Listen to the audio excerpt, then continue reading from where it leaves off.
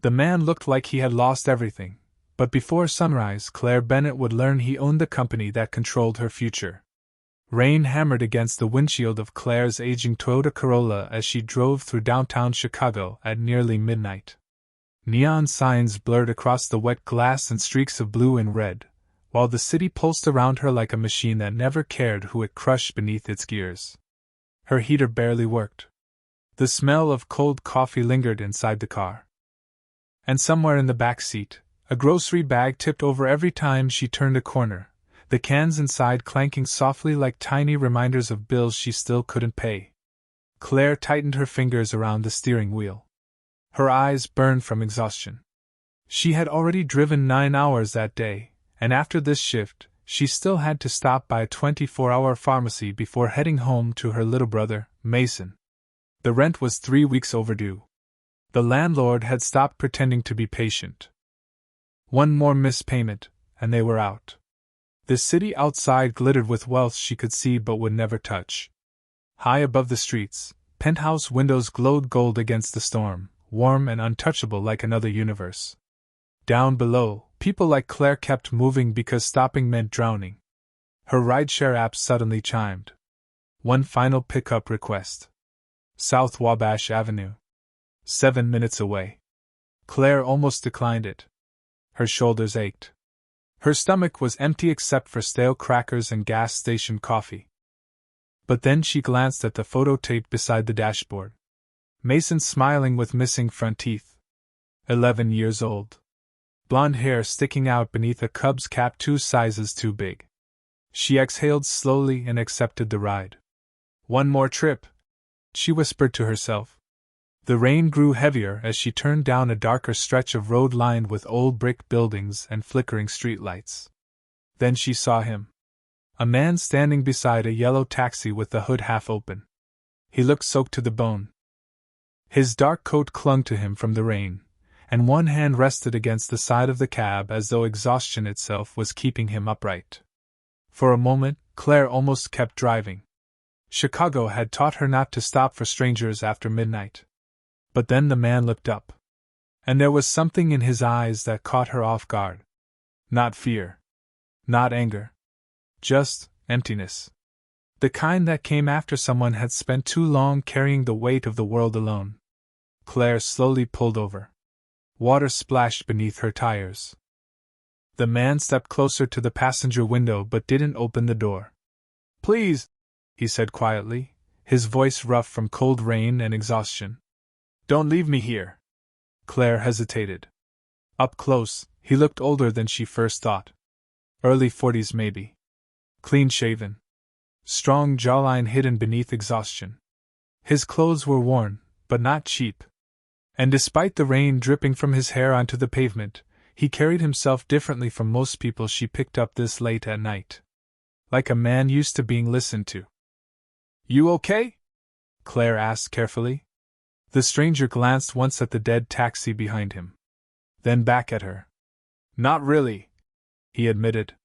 Somewhere above them, thunder rolled through the city skyline. Claire stared at him for another second before reaching across the seat to unlock the passenger door. The stranger climbed inside slowly, bringing cold rain and silence with him. Neither of them realized that before the night was over, this quiet moment inside a broken-down Corolla would change both of their lives forever. The stranger smelled faintly of rainwater, engine oil, and expensive cologne that had long since faded into the fabric of his coat. Claire noticed it the second he settled into the passenger seat beside her. It was strange. Nothing about him matched. His shoes were scuffed from walking in the storm, yet they were clearly handmade leather. His coat looked worn, but the stitching along the collar was too precise to be cheap. Even his voice carried a calm authority that did not belong to a stranded taxi driver in the middle of downtown Chicago at midnight. Claire pulled away from the curb carefully as windshield wipers dragged across the glass in a tired rhythm. Outside, the city glowed under sheets of rain. Steam rose from subway grates. Traffic lights reflected across flooded intersections like smeared paint. Somewhere in the distance, sirens echoed between skyscrapers before fading into the storm. The stranger leaned back against the seat with a slow exhale, closing his eyes for just a moment. He looked exhausted in a way sleep could not fix. "Where to?" Claire asked quietly. The man stared out the window for several seconds before answering. "Somewhere quiet." Claire almost laughed at that. Quiet did not exist in Chicago. Not after midnight. Not in neighborhoods where rent climbed faster than paychecks and people survived on caffeine and unpaid overtime. Still, she nodded and drove north toward the lakefront where traffic thinned and the city lights softened into long silver reflections across wet pavement. The heater rattled weakly between them. Claire reached forward and adjusted the vent toward him without thinking. "Thanks," he said. His voice softened slightly. "You always pick up strangers this late at night?" "Only the ones standing in thunderstorms," Claire replied. A faint smile touched the corner of his mouth for half a second before disappearing again. Silence settled inside the car after that. Not uncomfortable silence. Heavy silence. The kind carried by people who were both too tired to pretend anymore. Claire glanced toward the dashboard clock. 12:43 a.m. Mason would still be awake. He always waited up when she worked late shifts. Probably curled beneath 3 blankets on the couch pretending not to fall asleep. Guilt tightened inside her chest. "Long night?" the stranger asked suddenly. Claire let out a quiet breath. "Long year." He nodded once like he understood more than she said aloud. Then his eyes drifted toward the photo taped beside the steering wheel. "Your son?" "Brother," Claire corrected gently. "Mason. He is 11. You take care of him alone?" Claire swallowed before answering. "Since our mom got sick." The stranger looked back toward the rain outside. His jaw tightened slightly. "That is a lot for someone your age." Claire shrugged even though exhaustion sat on her shoulders like concrete. "Nobody asks if you are ready. Life just keeps handing you bills." For the first time since entering the car, the stranger actually looked at her fully. There was something sharp behind his tired eyes now. Not pity. Recognition. "And who takes care of you, Claire?" he asked quietly. The question hit harder than she expected. Nobody had asked her that in a very long time. Not the landlord threatening eviction notices. Not the hospital billing department. Not the rideshare passengers who treated her like part of the upholstery. Claire tightened her grip on the wheel and forced a small smile. "I think I forgot that was supposed to happen."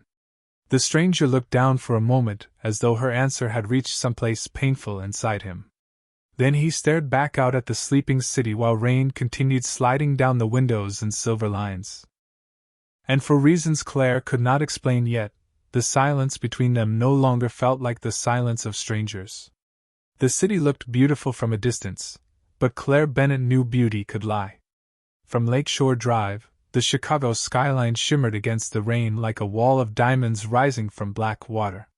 Glass towers glowed gold and silver above the storm, while luxury condos overlooked streets where people slept inside broken cars with the heat running just long enough to survive the night.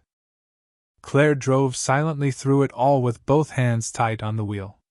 Beside her, the stranger watched the city with an unreadable expression, as if he were seeing it for the first time or perhaps for the last. They passed a brightly lit restaurant overlooking the river. Men in tailored suits laughed behind tall windows while valet attendants hurried through the rain holding black umbrellas over guests stepping out of imported cars worth more than Claire, made in 5 years. The stranger followed her gaze toward the building. "You ever go somewhere like that?" he asked quietly. Claire almost smiled. "I delivered takeout there once. And the hostess asked me to use the service entrance because my shoes looked wet." The stranger frowned slightly. Claire shrugged like it no longer mattered, but the memory still stung. "People see a rideshare driver and decide who you are before you even speak." Outside, the rain eased into a fine silver mist.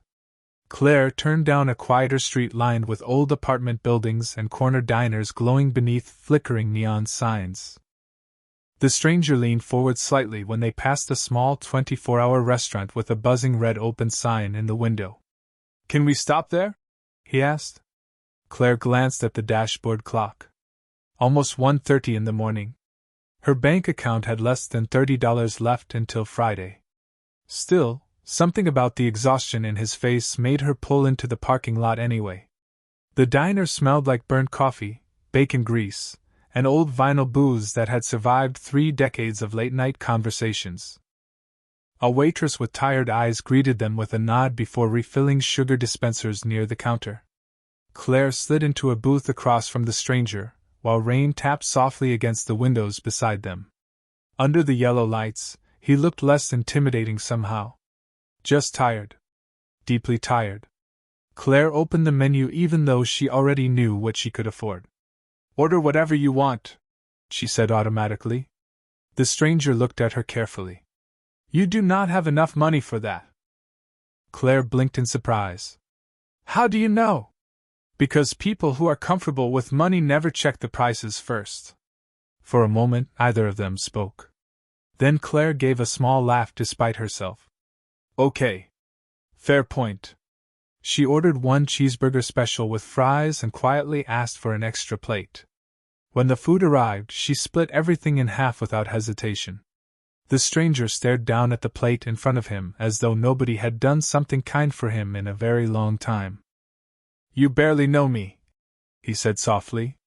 Claire tore open a ketchup packet. "You looked like you needed help." He studied her face for several seconds.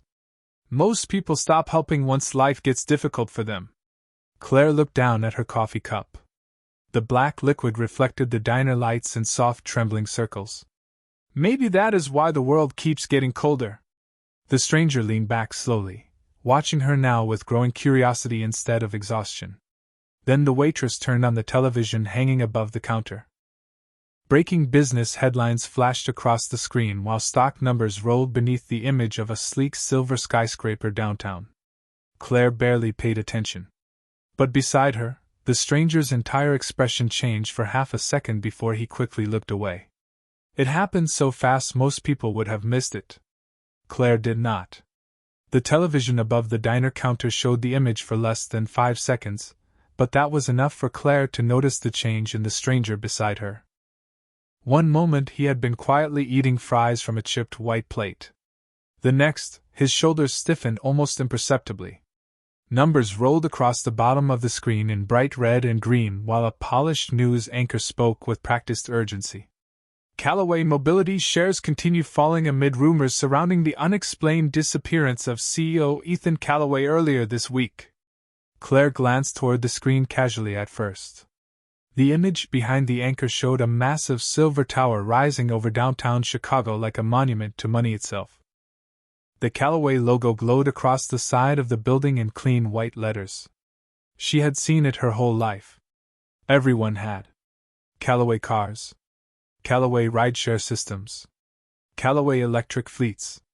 The company practically owned half the transportation industry in America. "People are saying the board may announce emergency restructuring by morning," the anchor continued. "Chief Operations Officer Vanessa Hale refused to answer questions tonight regarding internal leadership concerns." Claire noticed the stranger quietly set down his coffee cup. His expression remained calm, but his eyes darkened slightly in the reflection of the television light. "You know that company?" she asked. "Everybody knows that company," he replied carefully. "That is not what I asked." For a brief second, the stranger looked almost amused by her persistence. "You asked direct questions?" Claire shrugged. "Life is short. Rent is expensive." A quiet laugh escaped him then. Real this time. Low and tired, but genuine. It changed something in his face. Beneath the exhaustion, Claire could suddenly imagine him years younger. Powerful, maybe. Important. The thought disappeared as quickly as it came. Across the diner, a delivery driver entered dripping rainwater onto the floor while 2 nurses in navy scrubs sat half asleep over pancakes near the back wall. The world kept moving around them in small tired circles. Claire looked back toward the television. "Missing billionaire CEOs must be nice," she muttered. "At least somebody notices when rich people disappear." The stranger's gaze shifted toward her again. "And when poor people disappear?" Claire stirred cold cream into her coffee slowly. Usually nobody writes about it. Silence followed. Heavy again. But softer now somehow. The waitress dropped the check onto the table with a tired smile. Claire reached for it immediately before the stranger could. He noticed that too. You really were going to pay for both of us, he said quietly. It is called basic human decency. That disappeared from most places years ago. Claire slid a few crumpled bills from her wallet and ignored the uncomfortable sting in her chest as nearly half her remaining cash vanished with them. Outside, the storm had finally weakened into light rain. The diner windows fogged softly from the warmth inside while headlights drifted past like ghosts beyond the glass. The stranger watched Claire carefully now, as though every small thing she did mattered more than she realized. What happens if you cannot pay your rent? He asked suddenly. Claire froze for half a second. Most people avoided questions like that. The landlord gives us 72 hours, she admitted quietly. After that, she did not finish the sentence. She did not need to. The stranger leaned back slowly, his jaw tightening again. Claire could almost see calculations happening behind his eyes. Not sympathy. Strategy. It was strange. The man beside her did not think like ordinary people. Before Claire could ask another question, his phone vibrated once inside his coat pocket. Both of them looked down instinctively. The screen lit up briefly before he silenced it. But Claire caught the name flashing across the display before it disappeared. Vanessa Hale. Her eyes narrowed slightly. The stranger noticed immediately. And for the first time that night, real concern crossed his face. Claire tried to pretend she had not seen the name on the phone screen, but the moment lingered between them like smoke trapped inside the diner booth. Vanessa Hale. It was not a name ordinary taxi drivers received calls from at nearly 2 a.m. The stranger slid the phone back into his coat pocket calmly, though something colder had entered his expression now. Outside, rainwater streamed slowly down the windows while the neon open sign buzzed faintly against the darkness. Claire folded her arms loosely. You work for Calloway? She asked. The stranger looked toward the counter instead of answering immediately. Something like that. Claire narrowed her eyes slightly. That was not really an answer. No, he admitted softly. It was not. The waitress passed by carrying a pot of coffee, her tired sneakers squeaking against the black and white tile floor. Somewhere behind the kitchen doors, dishes clattered while an old country song played quietly from a radio that sounded 20 years too old for the room. Everything felt strangely normal despite the growing feeling inside Claire that nothing about this man was ordinary. He looked back at her after a long silence. What do you think happens to companies when the people running them stop seeing human beings? The question caught her off guard. Claire leaned back slightly. I guess people get treated like numbers. And what happens then? She thought about the warehouse worker who cried in her car last month after getting fired by text message. She thought about her mother waiting 6 hours in an overcrowded emergency room because their insurance no longer covered the better hospital across town. She thought about landlords, collection agencies, and customers who snapped their fingers at service workers without even looking them in the eye. Then people stopped caring, she answered quietly. The stranger nodded slowly as though her words confirmed something painful he already knew. Exactly. His voice carried weight now. Not just opinion. Experience. Claire studied him more carefully under the diner lights. The lines around his eyes looked earned through stress, not age. His hands were rougher than before, but there was still a faint pale mark where an expensive watch had probably rested for years. Even the way he sat felt controlled, deliberate. Like someone used to boardrooms instead of broken taxis. You still have not told me your name, Claire said. The stranger hesitated just slightly. Edward, he replied. Something about it sounded rehearsed. Claire noticed that too, but she let it go. For now. Edward reached into his coat and removed an old leather wallet. The leather was dark brown and worn smooth at the edges, but the craftsmanship looked expensive. He opened it briefly before stopping. Empty. Not a single bill inside. He gave a humorless smile. That is embarrassing. Claire laughed softly before she could stop herself. Congratulations. You officially look like the rest of us now. For the first time all night, Edward laughed too. It was quiet and short, but real enough to soften the heaviness around him. Then his eyes drifted toward the diner entrance. An older man wearing a soaked army jacket had stepped inside carrying a plastic grocery bag. His beard was gray. His boots left water across the floor. Several customers immediately looked away with uncomfortable expressions. The old man quietly approached the counter and counted coins slowly into his hand, clearly coming up short. Claire watched the cashier sigh impatiently. Without hesitation, she stood up, walked over, and quietly handed over the last few dollars left in her wallet. Add his coffee too, she told the cashier. The old veteran looked stunned. Miss, you do not have to, I know, Claire said gently. But somebody should. Back in the booth, Edward watched her return with an expression Claire could not quite understand. Not admiration exactly. Something deeper. Something almost shaken. You just paid for a stranger's meal, he said quietly. Claire slid back into the booth and shrugged. Maybe tomorrow somebody helps me too. Edward looked down at the untouched coffee in front of him. His jaw tightened slightly as if fighting an emotion he was no longer used to feeling. Then very softly, almost to himself, he whispered, They told me people like you did not exist anymore. Edward did not speak for almost a full minute after Claire paid for the old veteran's coffee. He simply watched the man carry his steaming cup carefully toward a corner booth as though warmth itself had become a luxury. Outside the diner windows, the rain finally slowed to a thin silver drizzle, leaving Chicago wrapped in reflections and fog. Headlights smeared across wet streets. Somewhere downtown, elevated train tracks groaned above sleeping neighborhoods while the city continued breathing in tired, restless rhythms. Claire slid her empty plate aside and glanced toward the clock above the counter. Almost 2:15 in the morning. Mason would definitely be asleep by now. Guilt pressed quietly against her chest again. She should have been heading home. She should not have spent money she did not have feeding strangers. But sitting across from Edward felt strangely different from every other passenger she had picked up. Most people climbed into her car without seeing her at all. Some stared at their phones. Some barked directions without a thank you. Some treated kindness like weakness. Edward listened. That alone made him unusual. He reached for his coffee slowly. You said your mother is sick, he said carefully. Claire nodded. Multiple sclerosis.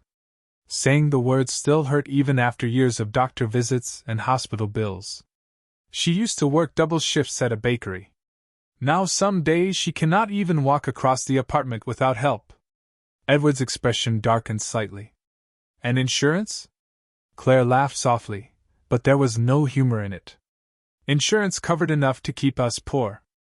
Edward looked down at the table. His fingers tightened around the coffee mug. That should not happen in this country. Claire tilted her head slightly. You sound like somebody who actually believes things can change. Edward stared toward the diner window where rain slid down the glass in crooked silver lines. I used to. Something about the way he said it sent a quiet chill through Claire. Not bitterness. Regret. The kind that came from someone who had once possessed power and failed to use it correctly. Near the register, the television continued running muted business coverage. Claire noticed Edward glance toward it every few seconds despite trying not to. Finally, she leaned forward slightly. Okay. Seriously. What is going on with you? Edward looked back at her calmly. What do you mean? You know executives by name. You react every time Calloway shows up on television. You talk like somebody who spent 20 years inside boardrooms. She folded her arms. And no offense, but stranded taxi drivers do not usually wear $600 shoes. For the first time all night, Edward looked genuinely surprised. Claire pointed beneath the table. My mom used to clean hotel suites downtown. Rich people leave fashion magazines everywhere. A faint smile touched his face again before fading. You notice details. I notice survival. Edward nodded slowly as though filing those words somewhere important. Then his phone vibrated again inside his coat pocket. This time he did not look at it immediately. The screen lit the inside of the pocket faintly before going dark. Claire noticed tension spread through his jaw. You should probably answer that, she said quietly. Edward stared at the table for a long moment before finally removing the phone. Several missed calls. All from Vanessa Hale. One voicemail notification waited beneath them. Edward locked the screen without listening. Some people only call when they think they are losing control, he said softly. Claire studied him carefully.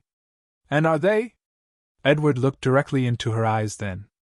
For the first time since she picked him up, the exhaustion slipped enough for Claire to glimpse something underneath it. Authority. Sharp and unmistakable. The kind powerful men spent entire careers trying to imitate. Yes, he answered quietly. They are. Before Claire could respond, the diner entrance swung open again. Cold air rushed inside, carrying the smell of wet pavement and expensive cologne. Two men in dark tailored coats stepped through the doorway, scanning the room carefully. The moment Edward saw them, all warmth disappeared from his expression. The two men who entered the diner looked completely out of place beneath the flickering neon lights and smell of burnt coffee. Their black wool coats were tailored perfectly. Their shoes barely carried a drop of rain despite the storm outside. One of them scanned the room with the cold focus of someone trained to notice exits, cameras, and threats within seconds. The other adjusted the cuff of his expensive watch before his eyes landed directly on Edward. Claire felt the energy at the table change instantly. Edward sat straighter. Every trace of exhaustion vanished behind something colder and sharper. Authority settled over him so naturally it was almost frightening. The taller man approached their booth carefully. Sir, he said quietly. Not Edward. Not Mr. Sir. Claire noticed that immediately. We have been looking everywhere for you. Edward's face remained unreadable. Clearly. The second man glanced toward Claire with polite confusion before lowering his voice. Ms. Hale is demanding an emergency board meeting at 7 this morning. The media pressure is escalating. Investors are already panicking. Claire's stomach tightened. Investors. Board meetings. Media pressure. None of this belonged to stranded taxi drivers. Edward leaned back slightly, calm again now, but different. Like a man slipping back into a role he had spent years mastering.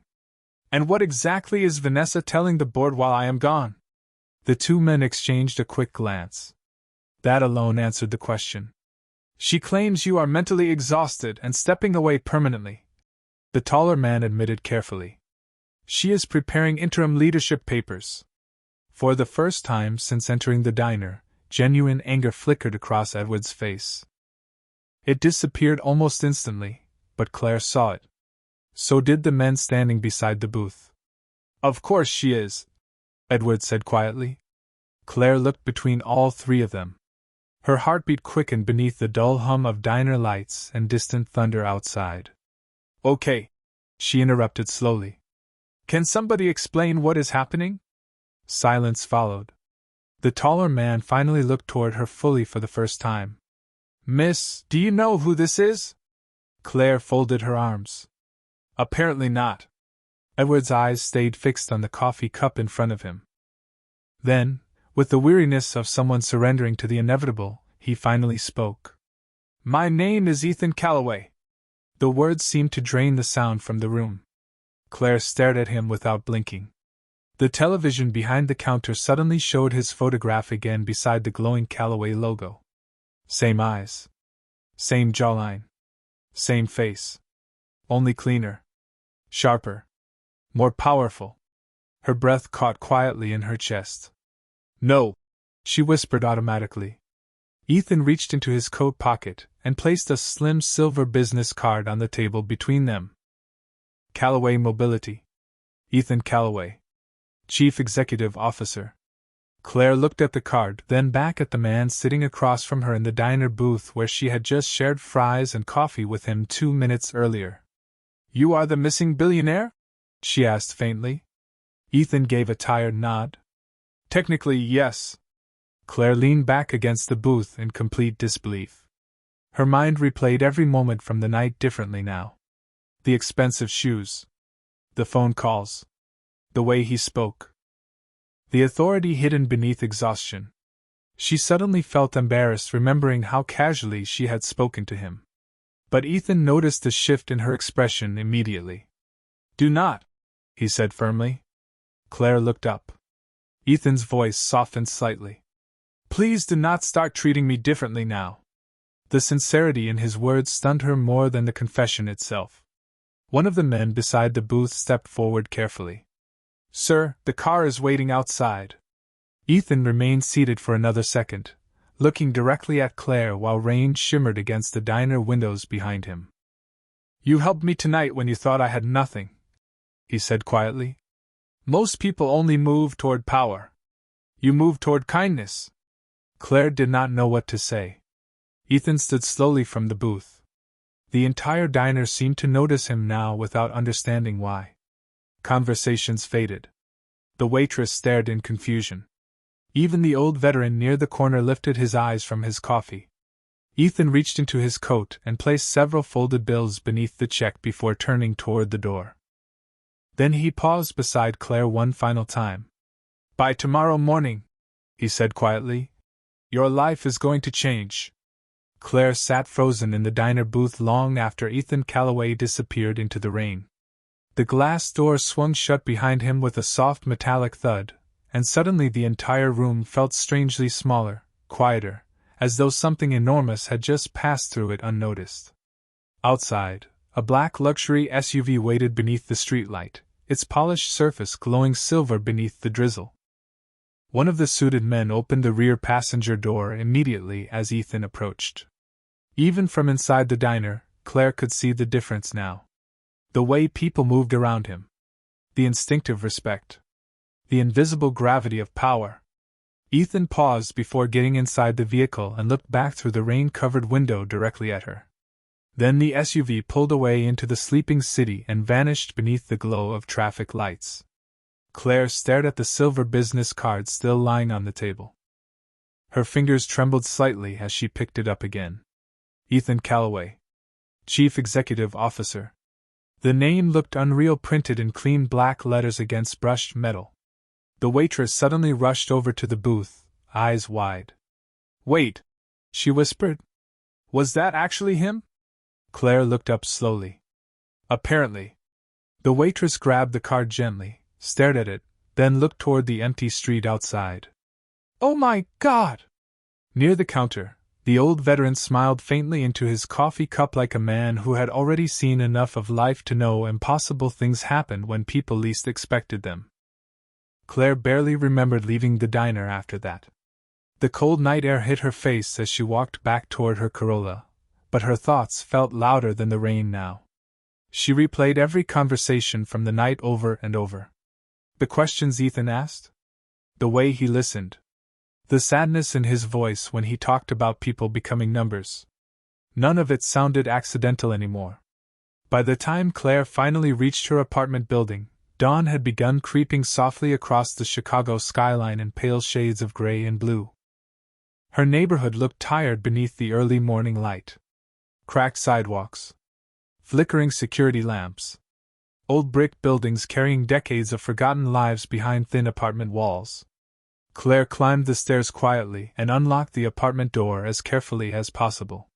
But the moment she stepped inside, she froze. Mason was asleep on the couch exactly where she imagined he would be. One sneaker still on. Homework scattered across his lap beside a half-finished peanut butter sandwich wrapped in plastic. The television played softly with the volume nearly muted. Claire's chest tightened painfully. 11 years old, and already learning how to wait for people who work too hard just to survive. She gently pulled a blanket over him before finally noticing the envelope sitting on the kitchen counter. White. Folded. Familiar. Her stomach dropped immediately.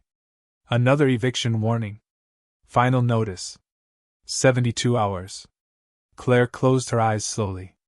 Exhaustion washed through her like cold water. Ethan's words echoed quietly in her mind. By tomorrow morning, your life is going to change. She almost laughed at the absurdity of it now. Billionaires did not change the lives of women like her. Men like Ethan existed in towers of glass and private jets, not cramped apartments where ceiling pipes rattled every winter. Claire slipped off her jacket and quietly moved toward the kitchen sink when the television suddenly interrupted regular programming with a sharp breaking news alert. She looked up instinctively. The screen showed crowds of reporters gathered outside Callaway Mobility headquarters downtown. Cameras flashed wildly while journalists shouted over one another. Then Ethan's photograph appeared again across the screen. Found alive. Returning to company headquarters this morning. The reporter's voice sharpened with urgency. Sources inside Callaway Mobility say emergency leadership changes may happen within hours after Ethan Callaway's unexpected return. Claire stared at the television silently while dawn light crept through the apartment blinds behind her. Then her phone vibrated against the kitchen counter. Unknown number. Claire hesitated before answering. A calm professional female voice spoke immediately. Good morning, Miss Bennett. Mr. Callaway would like you to join him at headquarters at 8 o'clock sharp. A car is already on its way. Claire spent the next 40 minutes standing in front of her tiny bathroom mirror trying to decide which version of herself belonged inside a billion-dollar skyscraper. The apartment around her hummed with old radiator pipes and the faint noise of traffic outside while dawn light slowly brightened the cracked blinds. She had exactly 2 decent outfits. One black sweater with a missing button near the sleeve and one gray blouse she wore to job interviews that never called her back. Neither looked like something a woman wore when summoned by one of the most powerful men in America. Mason shuffled sleepily into the kitchen, rubbing his eyes just as Claire finished tying back her blonde hair. Why are you dressed like that? He asked, still wrapped in the blanket from the couch. Claire forced a small smile. I have a meeting downtown. Mason stared at her carefully. Even at 11, he had learned how to recognize stress hidden beneath fake smiles. Is it bad? Claire glanced toward the eviction notice still sitting on the counter beside unpaid utility bills. Then she thought about Ethan Callaway standing in the diner rain with exhaustion in his eyes. I honestly do not know, she admitted. 30 minutes later, a black luxury sedan pulled up outside their apartment building so quietly it barely sounded real. Neighbors peeked through curtains immediately. Kids on bicycles slowed down to stare. Claire stepped onto the sidewalk clutching her old purse while the driver opened the rear passenger door with professional calm. The leather seats inside smelled expensive. Soft classical music played through hidden speakers while the city passed outside in polished reflections and morning sunlight. Claire sat stiffly the entire ride downtown. Chicago looked different from inside a car like this. Cleaner somehow. More distant. The closer they moved toward the financial district, the taller the buildings became until Callaway Tower finally appeared above the skyline like something carved from steel and glass. The building rose nearly 70 stories into the morning clouds, its silver surface reflecting sunlight across surrounding streets. Reporters crowded the entrance behind security barricades while cameras flashed nonstop. The moment Claire stepped out of the sedan, dozens of eyes turned toward her. She instantly regretted every piece of clothing she was wearing. Her shoes suddenly felt too cheap. Her coat too old. A female assistant wearing a navy designer suit approached immediately. Miss Bennett? Claire nodded carefully. This way, please. Inside, the lobby looked less like an office building and more like a cathedral built for money. White marble floors stretched beneath towering glass walls while giant digital screens displayed stock prices from around the world. Employees hurried across the lobby carrying tablets and coffee cups, all moving with the tense energy of people who sensed something enormous was about to happen. Claire followed the assistant toward a private elevator, while whispers quietly followed behind them. Who is she? Why is she here? Did Callaway bring her? The elevator doors opened directly into the executive floor. Silence waited there. Thick, expensive silence. Plush carpets muted every footstep. Floor-to-ceiling windows overlooked the entire city like a king surveying his empire. Claire's heart pounded harder with every step. Then she heard a sharp female voice from inside a nearby conference room. "This company cannot survive another emotional breakdown from Ethan." Claire slowed instinctively near the open doorway. Inside sat nearly 20 executives around a massive glass table. Men and women in expensive suits stared at financial projections glowing across giant screens. At the center stood a tall woman with icy blonde hair and perfect posture. Vanessa Hale. Even from the hallway, Claire could feel the authority radiating from her. Vanessa continued speaking without noticing Claire outside the room. "If Ethan Calloway is no longer capable of leading this company rationally, then the board has a responsibility to act before shareholders panic." Several executives nodded nervously. Claire felt her stomach tighten. Then another voice interrupted calmly from behind her. "Interesting strategy, Vanessa." Every person inside the conference room froze instantly. Claire turned around sharply. Ethan stood at the end of the hallway wearing a dark tailored suit that fit him like armor. Gone was the exhausted stranger from the diner booth. This man looked powerful enough to move markets with a single sentence. The entire executive floor fell silent as Ethan stepped forward slowly, his eyes locked directly on Vanessa Hale.